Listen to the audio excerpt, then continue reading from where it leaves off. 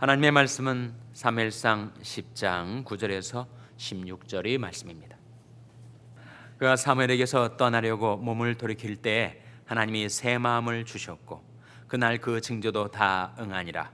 그들이 산에 이를 때 선자의 무리가 그를 영접하고 하나님이 신이 사울에게 크게 임함으로 그가 그들 중에서 예언을 하니 전에 사울을 알던 모든 사람이 사울이 선자들과 함께 예언함을 보고 서로 이르되 기스의 아들이 당한 일이 무엇이뇨 사울도 선자들 중에 있느냐 하고 그것의 어떤 사람은 말하여 이르되 그들이 아비가 누구냐 한지라. 그러므로 속담이 되어 가로되 사울도 선자들 중에 있느냐 하더라. 사울이 예언하기를 마치고 산당으로 가니라. 사울의 숙부가 그 사울과 그 사원에게 이르되 너희가 어디로 갔더냐. 사울이 가로되 암나기들을 찾다가 얻지 못함으로 사무엘에게 갔었나이다. 사울의 숙부가 가로되 청하노니 사무엘이 너에게 이른 말을 내게 고하라. 사울이 그 숙부에게 말하되 그가 암나기들을 찾았다고 우리에게 분명히 말하더이다 하고 사무엘이 말하던 나라의 일은 고하지 아니하니라. 아멘. 할렐루야. 서로에게 평강이 복을 기원하는 마음으로 샬롬 인사 나누시기 바랍니다. 샬롬. 샬롬. 오늘도 금요 새벽 기도에 잘 나오셨습니다. 날씨가 무척 쌀쌀한데도 여러분 하나님 앞에 기도하러 잘 나오셨습니다. 금요 모임이 오늘 저녁 시간에 있어서 우리 교회학교 유아유치부 또 유초등부 중고등부 그리고 EM의 금요 모임이 오늘 저녁에 있습니다. 자녀들 많이 보내주셔서 그들이 주님 은혜 가운데 마음껏 안전하게 뛰놀고 말씀 배우고 기도하고 찬송할 수 있는 시간을 갖게 해주시기를 바랍니다. 우리 작년부의 금요 성경 공부는 다음 주 금요일부터 재개됩니다. 오늘 본 말씀에 보시면 사울이 예언을 하고 있는 장면이 나와요. 사울도 선지자 중에 있는가? 사울도 예언자인가? 사울에게 무엇인가가 임하여 그가 자기도 모르게 예언을 하게 되었다. 무엇이 임한 것입니까? 하나님의 신이 임하였다. 그렇게 나오고 있습니다. 자, 10절 말씀 같이 읽겠습니다. 10절 말씀 시작. 그들이 산에 이를 때 선자의 무리가 그를 영접하고 하나님이 신이 사울에게 크게 임함으로 그가 그들 중에서 예언을 하니. 그들이 산에 이를 때 하나님의 신이 사울에게 크게 임합니다. 그때 누구와 함께 있었는가? 선자의 무리가 그를 영접하였다. 그 당시에 대표적인 선지자는 사무엘이었고 아마도 사무엘이 문하생으로 추정되는 선자의 무리가 또 있었다는 거예요. 사무엘 말고 다른 선자들이 있었는데 사울이 그 선자들이 무리 가운데 섞여 들어갔을 때 그때 하나님의 신이 임하였다. 그러니까 우리가 살아가는 삶의 자리, 우리가 향하는 인생의 길이 중요합니다. 내가 은혜 받을 자리에 있으면 은혜를 받는 거죠. 성령이 강하게 역사하시는 곳에 있으면 거기에 나에게도 성령이 감화 감동이 임하는 거죠. 그래서 선자들이 무리 가운데 있을 때 사울에게 하나님의 신이 크게 임하였습니다. 하나님의 신이 임한 결과가 무엇입니까? 사울이 뭘 하게 되었다고요? 예언을 하게 되었어요. 예언은 성령이 임하셨을 때 그의 지성, 그의 영성, 그의 혀, 입술, 턱, 목, 발성기관을 사용해서 하나님의 말씀이 쏟아져 나오는 것이 바로 예언의 은사죠.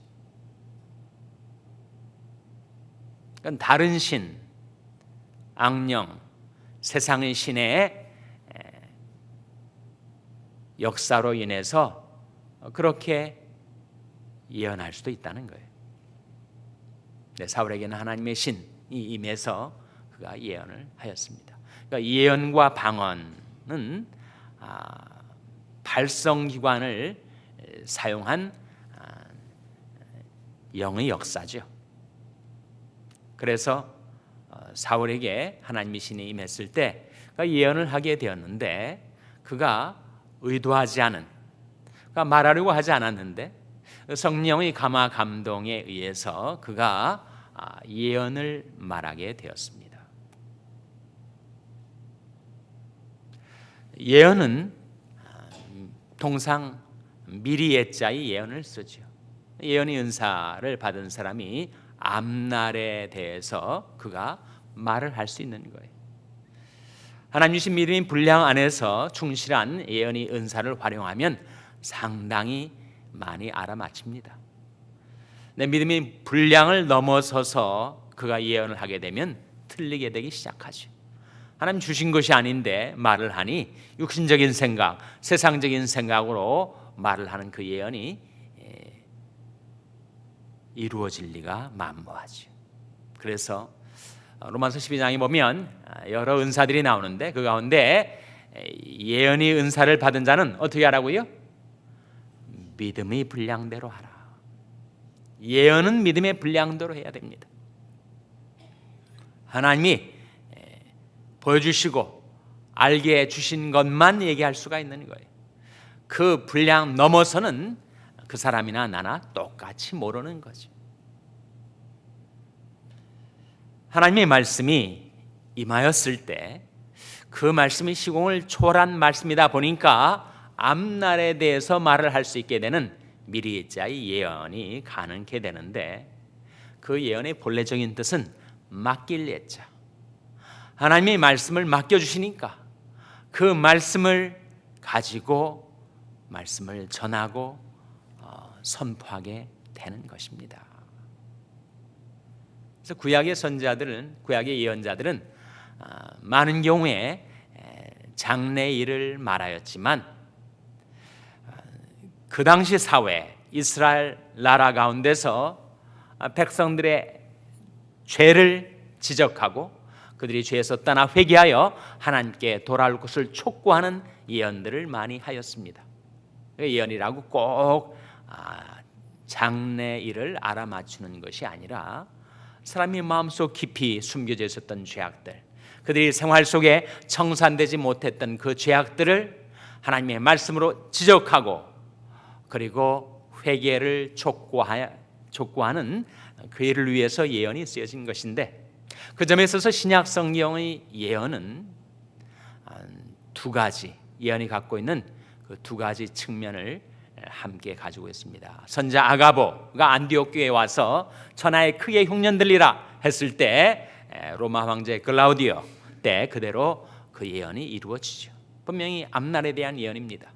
그런가 하면 하나님의 백성들의 마음과 생활 속에 드러나지 않고 감추었었던 그 죄를 적발하고 그것을 지적하고 그것을 버리고 하나님께로 회개하도록 하는 그런 예언의 말씀이 또한 신약 교회 속에 나타납니다. 그래서 우리는 예언하면 초자연적인 희한한 신비 체험을 떠올리기가 쉽지만, 그러나 구약과 신약 공의 예언은 말 그대로 하나님의 말씀을 맡아 증거하는 것. 성경에 여러 가지 은사들이 나옵니다. 에베소서 4장에 보시면 그가 혹은 사도로 혹은 선자로 혹은 복음 전한 자로 혹은 목사와 교사로 주셨으니, 5가지 사역자로서의 은사가 나와요. 로마서 12장에서는 예언, 섬김, 가르침, 권위, 구제, 다스림, 긍휼의 은사들이 나옵니다. 이 은사들이라는 거예요. 그런가 하면 고린도전서 12장에 보면 사역의 도구로서의 은사가 나옵니다. 9가지가 나와요.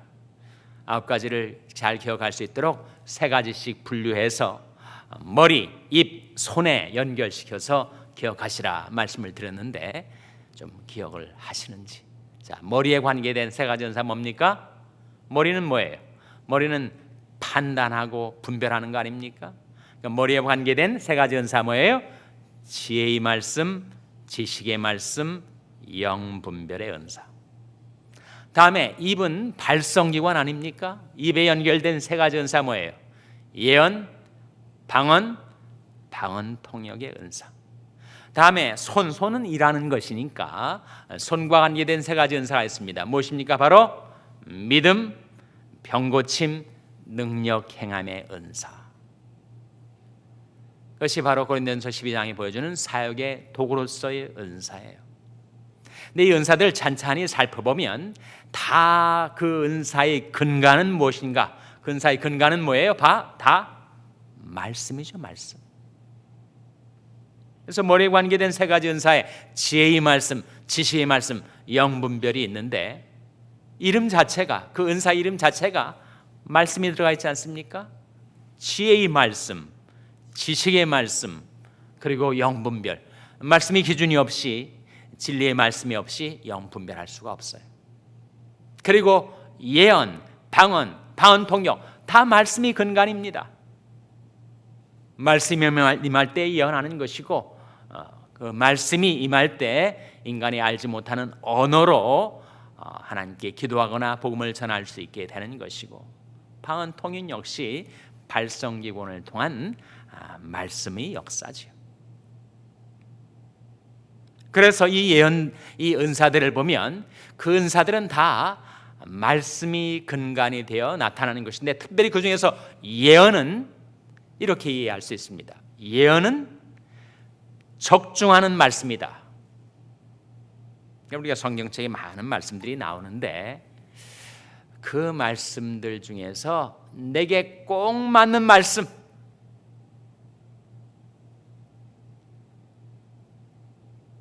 내 마음판에 명중하는 말씀, 정말 그 말씀 때문에 내가 회개하게 되고 그 말씀 때문에 내가 하나님의 뜻을 깨달아 하나님의 뜻을 받들어 살아갈 수 있게 해주는 말씀. 다른 사람에게는 안 맞을 수 있어요. 내게 꼭 맞는 말씀, 그것이 바로 예언의 말씀이에요. 사울이 하나님의 뜻 가운데서 그가 이스라엘의 왕으로 기름 부음을 받게 되었을 때 사무엘이 기름병을 갖다가 부었지만 그것은 상징이고 그 실제는 그에게 하나님의 신이 임한 것, 성령의 기름이 부어진 것, 그 결과 예언을 하게 되었다. 우리에게도 그 성령의 은사가 필요합니다. 그래서 성령의 은사가 우리에게 임할 때 그때 성령의 은사와 능력으로 우리가 죄를 버리고 성결한 삶을 살게 되고 질시와 미움을 버리고 우리가 용서와 사랑의 삶을 살게 되고 하나님께서 우리에게 하라고 하신 나의 잡, 나의 사명, 그것을 감당할 수 있는 enablement, 능력 부음을 받게 되는 것이. 예수님께서도 이 세상에 계실 때 하나님 앞에 늘 기도하시는 가운데 성령이 충만하게 우리 주님에게 임하셔서 예수님께서 가는 곳마다 놀라운 기적들이 벌어지고 그리고 귀신이 쫓겨나고 병고침의 역사가 있었습니다. 그것을 요약해서 보여주는 말씀이 사도행전 10장 38절 아닙니까? 하나님이 나센 예수에게 성령과 능력을 기름 붓듯 하셨음에 저가 두루 다니시며 착한 일을 행하시고 마귀는 모든 자를 고치셨으니 이는 하나님이 함께 하셨습니다. 그래도 주님을 따라서 그렇게 살고 싶은데 우리가 두루 다니며 착한 일을 행하고 마귀에게 눌린 자들을 고쳐주고 늘 하나님과 동행하는 삶을 살고 싶은데 그러려면 예수님처럼 우리에게도 성령과 능력이 기름 붓듯 부어져야 할 텐데 어디에 그 길이 있는가? 어떻게 하면 우리도 성령의 은사를 받아서 주님을 섬길 수가 있을까? 성경이 이것을 보여주고 있습니다. 결국은 요약하건대 우리가 성령 충만을 받게 되는 세 가지 길. 첫째는 회개입니다. 너희가 회개하여 각각 예수 그리스도 이름으로 세례를 받고 죄사함을 받으라. 그리하면 성령을 선물로 받으리니. 우리가 성령의 충만함을 어떻게 받는가? 죄를 자복하고 회개할 때, 우리가 죄악과 더불어 살고 있을 때 어떻게 거룩하신 하나님의 영이 우리에게 임하겠습니까?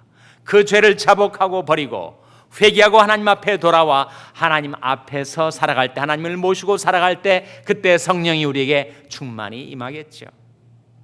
그리고 성령은 기도의 영이시다 보니까 우리가 기도의 삶에 전념할 때, 그때 성령이 우리에게 충만히 임하십니다. 예수님께서도 너희가 악할지라도 자식에게 좋은 것을 줄 줄 알거든 하물며 너희 천부께서 구하는 자에게 성령을 주시지 않겠느냐. 누구에게 성령을 주신다고요?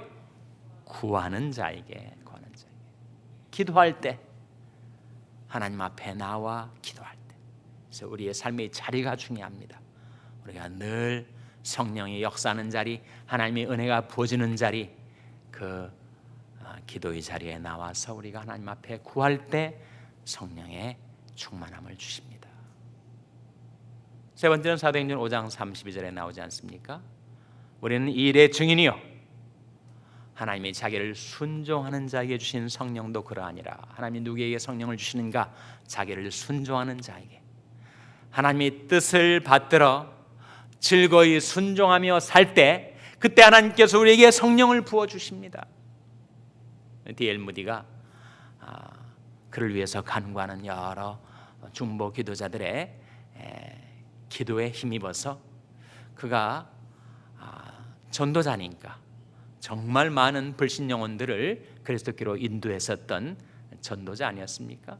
그에게 하나님이 신이 임할 때, 하나님 이제는 됐습니다, 이제는 그만입니다 라고 말할 정도로 그에게 성령의 충만함이 부어졌어요.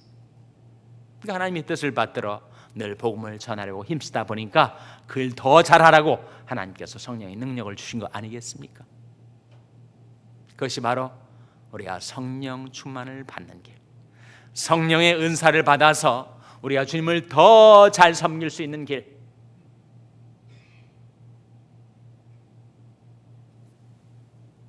너 성령 받아 주 섬겨 살면